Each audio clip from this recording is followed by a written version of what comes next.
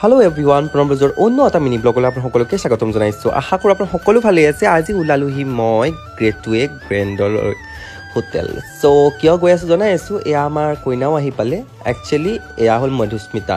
তাইক মই দুটা চকলেট হাতত দি দিছিলোঁ। তাই হাঁহি কি ক'ব, তাই যে বহুতেই বেছি কিউট হয় আৰু তাইৰ প্ৰফেশ্যন ডক্টৰ হয় দেই। ইমান সৰু ছোৱালীজনী ডক্টৰ পায়।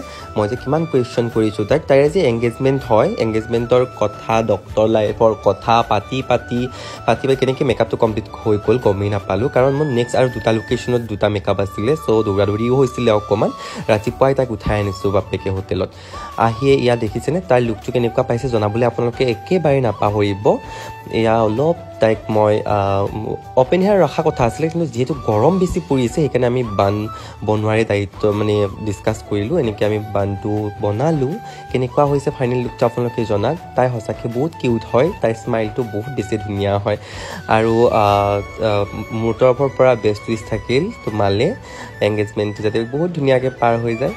আৰু সেই তাই দৰাজনকো ভিডিঅ' কল কৰি দেখাইছে। এই চান্সতে মই এটা ক্লিপ লৈ ল'লোঁ। তোমালোকৰ মৰমবিলাক সদায় যুগমীয়া হৈ থাকক।